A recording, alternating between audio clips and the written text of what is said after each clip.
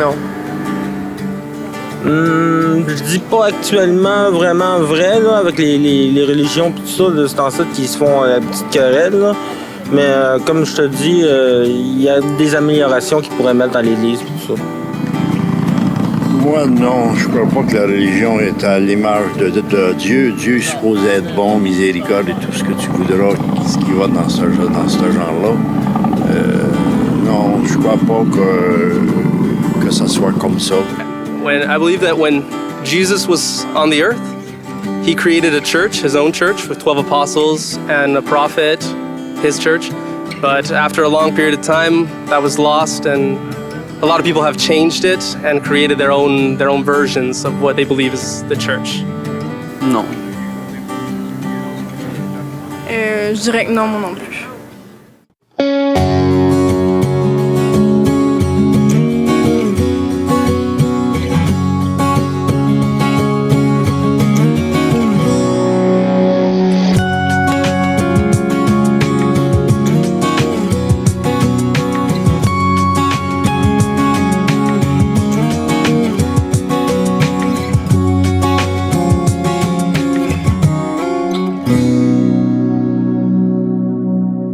Pendant très longtemps, François, ici au Québec, les gens ont fait une confusion entre Dieu et la religion. Finalement, pour eux, c'était du pareil au même. La religion, c'était Dieu. Finalement, quand la religion parlait, c'est comme si Dieu parlait. Et c'est encore le cas pour bien des gens aujourd'hui. Heureusement, quelques-uns en sortent, comme on a vu dans le Vox Pop, ce monsieur-là. Il y en a qui émergent de ça. Là. C'est comme le monsieur, justement, il disait, lui, qu'il ne fallait pas confondre les deux, là, qu'il faisait la nuance entre les deux. Et puis, il y a une brochure qui existe qui s'appelle « Une religion ou Jésus-Christ », point d'interrogation. Et souvent, quand j'utilise cette brochure-là, j'explique aux gens que c'est peut-être un petit peu difficile à réaliser, mais c'est bien un titre qui représente la brochure et c'est bien une réalité que la religion et Jésus-Christ, c'est deux choses. Et donc, une religion ou Jésus-Christ. Point d'interrogation. Absolument. Et c'est complètement différent parce que Jésus, il n'est pas une religion, il est une personne. Et ce qu'il avait à faire, il l'a accompli parfaitement une fois pour toutes. Et si on se confie en lui, donc on peut être au bénéfice de cette œuvre-là. Et ça, c'est une vision et une perception complètement différente de la perception religieuse. Si vous avez des interrogations à ce sujet-là, c'est pas tout à fait clair, alors on vous invite à demeurer avec nous puisque au cours de l'émission, nous allons parler de ce sujet à l'heure de la bonne nouvelle.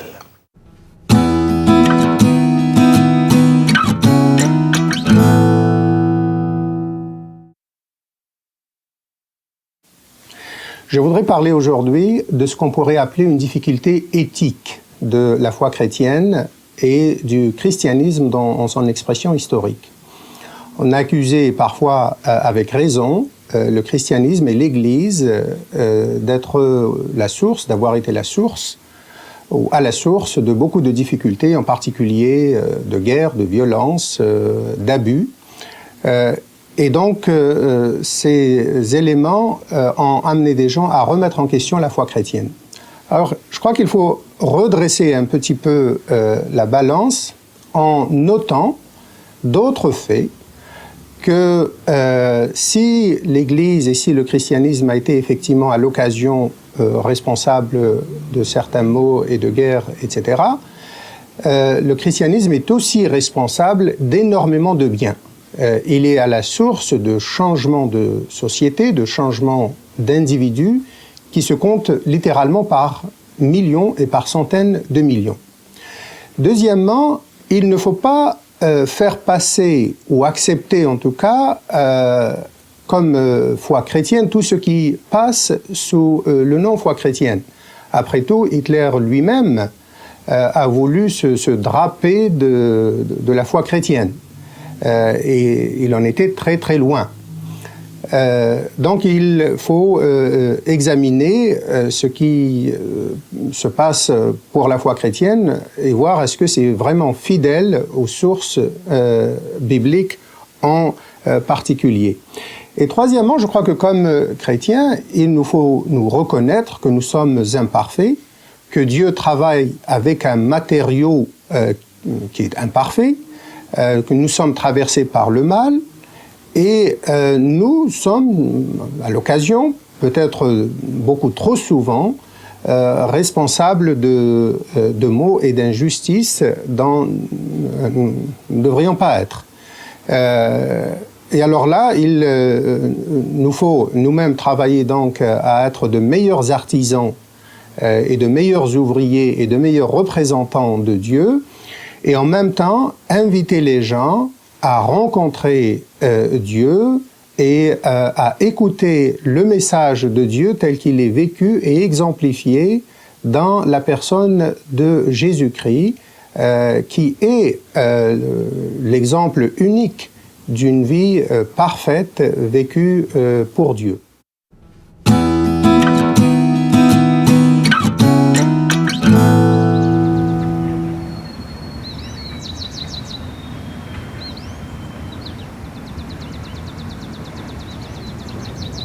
Alors, mon histoire commence en 1977, alors que j'ai 22 ans. Je suis à la campagne, c'est une belle journée d'été et je suis mariée, j'ai déjà un enfant qui a 6 mois et mon père me pose une question. « Ghislaine, qu'est-ce que tu fais sur la terre? » « Ben voyons, père, je suis mariée, j'ai un enfant, j'ai un travail à temps partiel. Non, non, enlève tout ça. Enlève ton horaire de 24 heures. Enlève ton horaire de 7 jours par semaine. Qu'est-ce que tu fais sur la terre? Alors là, il est 11 heures le matin. Je reçois cette question-là. J'y ai pensé toute la journée ainsi que toute la nuit. J'en ai pas dormi.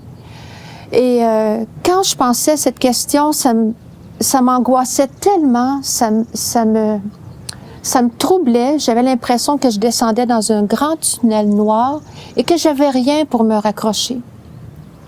Le lendemain matin, quand je me suis levée, je suis allée voir mon père.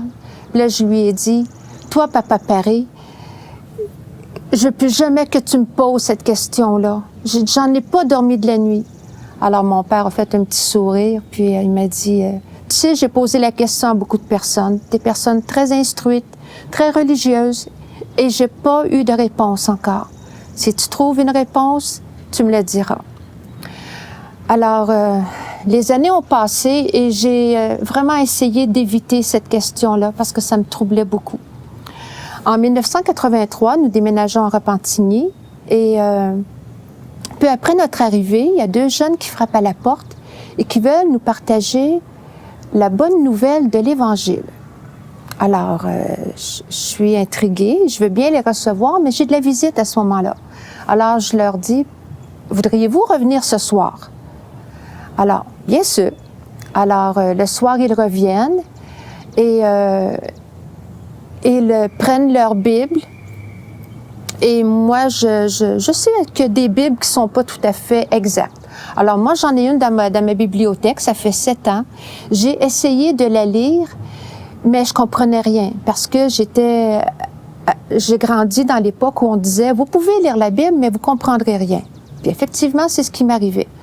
Mais j'ai quand même décidé de prendre ma Bible. Et là, la jeune fille me montre des versets qui me parlent que je suis pécheur et que je ne peux me présenter devant Dieu tel que je suis. C'est une réalité qui me frappe beaucoup parce que moi, je pensais qu'en pratiquant ma religion du mieux que je pouvais arriver au standard de Dieu.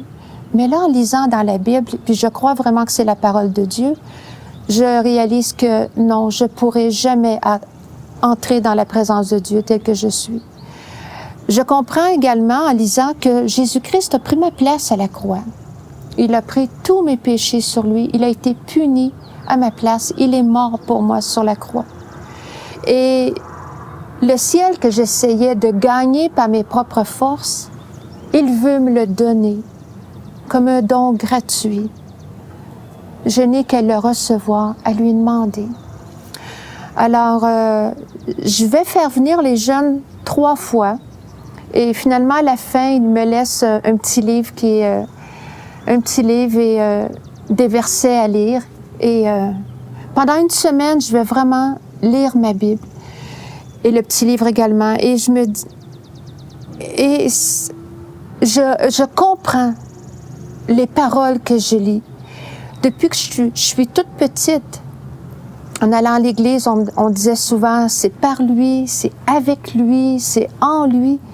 Et là, je lis ces paroles-là et je comprends ce que ça veut dire. Tout est en Jésus-Christ. Le salut, il est en Jésus-Christ. Je savais que Jésus était venu mourir pour tous, mais je n'avais jamais compris que moi, Ghislaine de Courcy, j'avais besoin d'un sauveur. Alors, après une semaine de lecture, j'ai courbé la tête et j'ai dit, « Seigneur Jésus, je veux te recevoir comme mon sauveur personnel. » Mais juste avant de compléter, je me suis dit, « Oh, qu'est-ce que ça va me coûter? » Et en un instant, j'ai revu les 29 années de ma vie, tout le fardeau que j'y avais accumulé. Et j'ai vu aussi la croix et j'ai compris qu'en allant avec Jésus-Christ, mon fardeau tombait. Alors je dis, c'est correct Jésus, je t'invite, prends ma vie. Et le fardeau est tombé, j'ai eu une telle paix dans mon cœur. Le lendemain, quand je me suis levée, je voyais plus rien de pareil. J'aurais voulu crier à tout le monde, « Monsieur, Madame, savez-vous jusqu'à quel point Dieu vous aime? Il a donné Jésus-Christ pour vous sauver, pour payer pour tous vos péchés. » D'ailleurs, c'est ce que j'ai fait. Je l'ai dit à mes enfants. Je l'ai dit dans ma famille. Et depuis, cette paix m'habite. Jamais le fardeau n'est revenu. Et j'ai une réponse à la question de mon Père. Je suis sur la terre pour aimer Dieu de tout mon cœur, de toute mon âme, de toutes mes forces. Et je suis ici pour vivre pour lui d'une manière qui l'honore et qui le glorifie.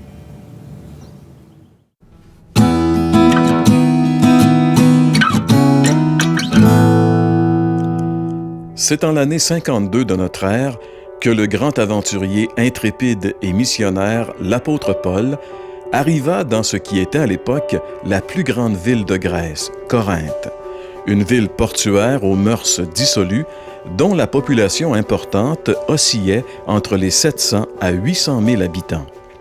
Prenant son courage à deux mains, il proclama la bonne nouvelle de l'Évangile dans cette ville et, à son grand étonnement, une de ses églises les plus prolifiques allait y naître.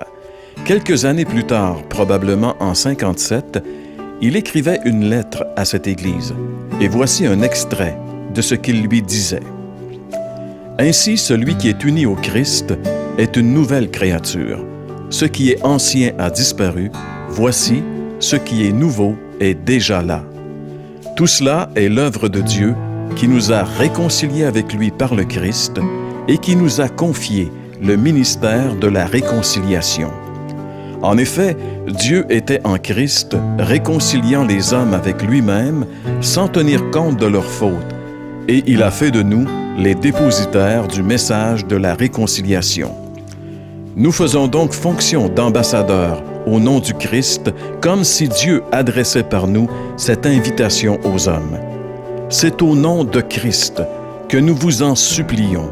Soyez réconciliés avec Dieu. Celui qui était innocent de tout péché, Dieu l'a condamné comme un pécheur à notre place pour que dans l'union avec le Christ, nous soyons justes aux yeux de Dieu.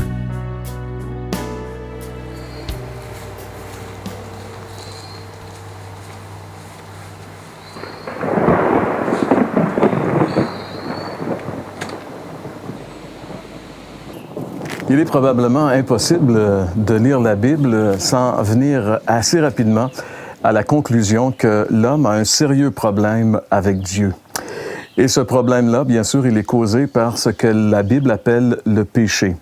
Sur l'illustration que nous pouvons voir présentement, on voit cette illustration du pont et on voit très bien illustrer cet abîme qui existe entre l'homme d'un côté qui est pécheur et le Dieu trois fois saint de l'autre côté. Cette illustration nous aide à comprendre qu'entre l'être humain et Dieu, il existe un abîme. Le péché a vraiment rompu toute espèce de communication entre l'homme et Dieu. Et dès lors se pose un problème majeur, probablement un des problèmes les plus importants. Comment est-ce possible de rétablir la communication avec Dieu? Et c'est là, malheureusement, qu'au lieu d'avoir une solution facile, l'être humain a occasionné beaucoup plus de problèmes que d'autres choses. Comme on peut le voir, encore une fois, sur l'illustration qui apparaît à l'écran, l'homme a essayé de construire son propre pont pour essayer d'entrer en communication avec Dieu. Et la première des choses que l'homme essaie de faire pour construire une relation avec Dieu, c'est ce qu'on appelle la religion, finalement. Et la religion, on a quelques problèmes avec la religion, parce qu'il y en a tellement. Si on veut prendre le chemin de la religion, il faut essayer de découvrir quelle est la bonne. Est-ce que c'est le christianisme? Est-ce que c'est l'islamisme qui, de plus en plus, devient populaire dans le monde entier? Est-ce que c'est l'hindouisme? Est-ce que c'est l'athéisme? Finalement, c'est pas évident de trouver une religion lorsqu'on a choisi de se réconcilier avec Dieu par le chemin de la religion. Et la deuxième question qu'on peut se poser avec la religion comme moyen possible de rétablir la communication avec Dieu, c'est est-ce que ça marche? Parce qu'en réalité, si on prend les religions, si on regarde le phénomène des religions, dans chacune des religions, il y a des gens qui font toutes sortes de choses, mais jamais personne n'a vraiment une assurance de son éternité à travers la religion. Finalement, si on lit vraiment attentivement la Bible, on va réaliser une chose, c'est que la religion n'est absolument pas le moyen que Dieu a choisi pour que les hommes soient réconciliés avec lui. Il y a même un verset, une parole de Jésus qui est assez révélatrice à ce sujet qu'on retrouve dans l'Évangile de Jean, chapitre 14 et le verset 6, où Jésus lui-même dit ici, « Je suis le chemin, la vérité et la vie. Nul ne vient au Père que par moi. » En réalité, Jésus dit qu'il est le seul chemin qui mène à Dieu. Il dit également qu'il est la vérité, qu'il est la vie, et il rajoute « Nul ne vient au Père que par moi. » En réalité, dans ce passage, Jésus nous explique d'une manière très claire que pour aller à Dieu, il n'y a qu'un seul chemin et que ce chemin, ce n'est pas une religion, ce ne sont pas des œuvres à faire, mais c'est essentiellement lui qui est le chemin. Quand Jésus est mort sur la croix il y a 2000 ans, il a porté nos péchés et il a effacé la dette de nos péchés. De cette façon-là, il a établi il a comme rétabli, si vous voulez, la communication entre l'homme pécheur et Dieu, communication qui avait été brisée par le péché. Donc, la religion ne peut absolument pas être le moyen d'être réconcilié avec Dieu. Il y a aussi ce qu'on peut appeler la philanthropie. Il y a beaucoup de gens sur notre planète qui n'ont rien à voir avec la religion et même n'aiment pas la religion, mais ont décidé d'aimer leurs semblables. C'est ce qu'on appelle les philanthropes qui font des bonnes œuvres. L'humanitaire, l'humanisme, aider son semblable. C'est très bon en soi, parce que la Bible dit que même Jésus, un jour, a dit aux chrétiens d'aimer leurs prochains comme eux-mêmes. Donc, d'aimer les autres et de faire du bien aux autres, en soi, c'est très bien. Sauf que c'est pas le moyen que Dieu a choisi pour rétablir la communication avec Dieu. Quelques bonnes œuvres qu'on puisse faire envers les autres, ça ne réussira jamais à rétablir la communication avec Dieu parce que c'est pas la solution de Dieu. Dans l'Épître de Paul aux Éphésiens, j'aimerais vous lire ces deux versets qu'on retrouve au chapitre 2, les versets 8 et 9, où il est dit ici: « C'est par la grâce que vous êtes sauvés par le moyen de la foi, et cela ne vient pas de vous. Ce n'est pas par les œuvres, afin que personne ne se glorifie. » Ce passage, il est très clair ici, nous démontrant que la réconciliation avec Dieu, le salut de notre âme, c'est par la grâce. C'est un cadeau, une faveur imméritée que Dieu nous donne. Et l'apôtre Paul stipule, « Cela ne vient pas de vous. » C'est par grâce. Et même, il va rajouter au verset 9, « Ce n'est pas par les œuvres. » Ce n'est pas par les bonnes œuvres que nous puissions être sauvés et réconciliés avec Dieu, mais ça vient de Dieu. Ça vient de l'œuvre que Jésus a accomplie à la croix. Et c'est un peu ce que l'apôtre Paul nous révèle. En fait, c'est pas juste un peu, c'est vraiment ce que l'apôtre Paul nous révèle dans ce verset de 2 Corinthiens, chapitre 5, verset 19, où il dit « Car Dieu était en Christ, réconciliant le monde avec lui-même, en n'imputant point aux hommes leurs offenses. » Quelle vérité ici qui nous est révélée. Il nous a d'abord dit que Dieu était en Christ, ce qui nous prouve encore une fois que Jésus, c'est Dieu manifesté en chair. La Bible parle d'une vérité incroyable qui s'appelle l'incarnation. C'est qu'un jour, Dieu, qui a créé les cieux et la terre, a décidé de visiter sa créature sur la terre en devenant un homme. Son Fils est venu ici. Il s'est incarné dans une jeune fille. Il est né comme tous les autres êtres humains, alors qu'il était quand même différent puisqu'il était parfaitement Dieu et parfaitement homme. Mais le but de sa venue sur la terre était justement de sauver les pécheurs que nous sommes. La Bible dit que le Fils de Dieu est venu chercher et sauver ce qui est perdu. Et Jésus est venu essentiellement pour cela. Et c'est d'ailleurs ce passage que nous voyons d'abord ici. Dieu était en Christ, réconciliant le monde avec lui-même. Ce que Jésus était en train de faire, la raison d'être de la venue de Jésus sur la terre, était de réconcilier les hommes pécheurs que nous sommes avec ce Dieu juste et 3 fois saint. Et comment est-ce qu'il l'a fait? En n'imputant point aux hommes leurs offenses. C'est qu'il a pris sur lui le châtiment de nos péchés. Dans le livre de l'Ancien Testament, dans le chapitre 53 du prophète Ésaïe, il nous est dit « Le châtiment qui nous donne la paix est tombé sur lui. » En réalité, nous avons péché, nous méritons d'être châtiés par Dieu, mais Jésus, qui lui n'a pas péché, a été châtié par Dieu à notre place. Il a payé la dette de nos péchés. C'est ce qu'on appelle la substitution, le juste pour les injustes. Il y a une petite histoire qui peut nous rappeler cette vérité qui nous dépasse. En réalité, c'est l'offensé qui paye pour l'offensant. Il y a plusieurs années, si vous êtes déjà allé à New York, ou peut-être que même vous n'êtes jamais allé, vous savez qu'à New York, il y a quelques grands aéroports internationaux, et entre autres, il y a l'aéroport LaGuardia. Ce que nous savons peut-être pas beaucoup à propos de l'aéroport LaGuardia, c'est que cet aéroport porte le nom d'un maire célèbre de New York qui s'appelait Fiorello LaGuardia. Mais avant d'être maire de New York, il a été juge. Et un jour, on a amené un vieillard devant lui qui avait volé un pain pour survivre en réalité. Cet homme-là n'avait pas d'argent, il était affamé, il y avait plusieurs jours qu'il n'avait pas mangé, et finalement, il a volé un pain pour survivre, et on l'a arrêté.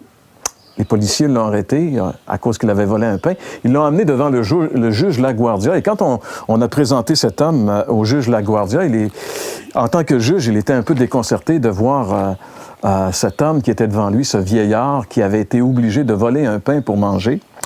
Mais il devait faire son rôle de juge, et son rôle de juge obligeait cet homme à payer une amende qui était une amende de 10 $, ou sinon, cet homme devait aller payer sa peine en prison. Alors le juge le condamne donc à une amende de 10 $ pour le vol du pain. Et là, il s'est passé quelque chose de bien spécial. Alors que le juge condamne cet homme, le juge se lève, enlève sa toge de juge, descend, va retrouver l'homme qu'il vient de condamner à une amende de 10 $, lui met la main sur l'épaule et lui dit « Vous savez, en tant que juge, je me dois de vous condamner à cette amende, c'est la loi. Mais en tant qu'ami, rien ne m'empêche de payer ce 10 $ pour vous. » Et alors, il a payé l'amende de cet homme. Et ce que le juge LaGuardia a fait ce jour-là, c'est exactement ce que Dieu a fait pour nous à travers son Fils. Nous sommes coupables, c'est nous qui devons payer pour nos péchés, mais Dieu a fait payer son Fils innocent à notre place. Le juge est celui qui a payé en réalité notre caution. C'est ce que Jésus a fait pour nous. C'est ça la réconciliation. Dieu était en Christ, réconciliant le monde avec lui-même, en n'imputant point aux hommes leurs offenses. Devant une telle manifestation d'amour, de compassion et de miséricorde, quelle est la réaction que nous devrions avoir? Bien, je pense que la seule chose à faire devant un tel acte, c'est de l'accepter, d'accepter la réconciliation de Dieu, d'accepter que ce que Dieu a fait pour nous, c'était la seule façon pour nous d'être réconciliés avec lui.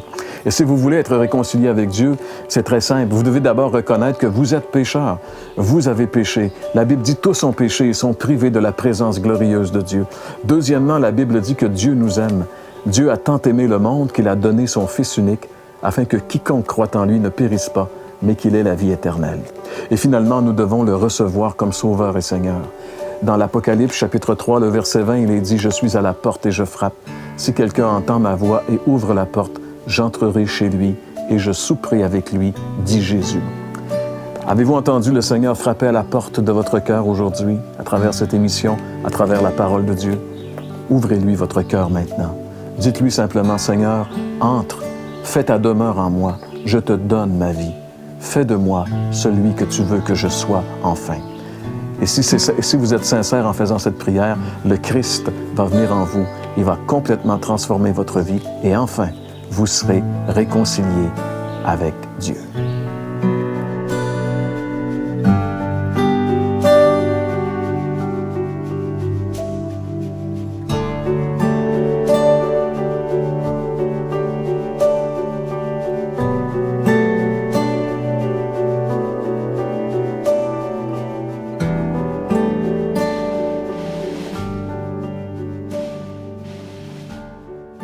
François, ce que j'aime dans l'histoire du juge LaGuardia, finalement, c'est que ça démontre tellement bien que c'est pas une religion qui peut nous sauver. Tu sais, dans le sens que ce monsieur-là ne pouvait absolument rien faire pour sauver sa cause. Il était comme fait à l'os, comme on dit très souvent. Tu sais, il n'y avait rien, il n'y avait aucun espoir. Mais son salut est venu de l'extérieur, est venu de quelqu'un d'autre. Et souvent, lorsqu'on parle de religion, c'est-à-dire qu'on propose à quelqu'un un moyen par lequel il peut essayer de se sauver, d'atteindre Dieu. Quelle que soit la religion, finalement, parce que c'est toujours un peu le même principe. Oui, c'est ça. Toutes les religions sont vraiment sur le même principe. Hein? C'est fait des choses pour obtenir éventuellement la faveur de Dieu. C'était même dans les religions qu'on dit païennes, là, c'était toujours la crainte de la colère des dieux qu'on voulait apaiser par des sacrifices. Fait que on n'a pas changé par rapport à ça du tout, du tout. Ce principe-là ne change pas. C'est comme ancré dans le cœur de l'homme. Mais ce que la Bible, c'est pour ça que l'Évangile, c'est vraiment quelque chose de très différent de toute la religion. Ça, des fois, on dit l'Évangile, c'est pas une religion, c'est une relation. On essaye de démontrer aux gens que vraiment, il ne faut pas confondre l'Évangile avec une religion. Ça n'a rien à voir, mais alors là, rien à voir. Ouais. Parce qu'en réalité, la Bible dit qu'on est, nous, les êtres humains, comme des gens qui sont en train de se noyer, finalement. Et il n'y a aucune religion. Tu sais, c'est comme, la religion, ça serait comme quelqu'un qui est en train de se noyer, de commencer à lui donner un cours de natation. Ouais. Tu sais, il est en train de crever, il y en a pour quelque temps. C'est la même valeur pour la religion. Mais Jésus est venu, lui, comme la bouée de sauvetage pour nous prendre et nous sortir de là. Voilà. Et tout ce qu'on a à faire, finalement, c'est de s'accrocher à lui. Lui seul peut nous sauver. Et c'est ça la différence entre la religion et le christianisme. Et on espère que c'est pas à la religion que vous allez vous accrocher, mais vraiment et uniquement à la personne de Christ. Car lui seul peut vous réconcilier avec Dieu.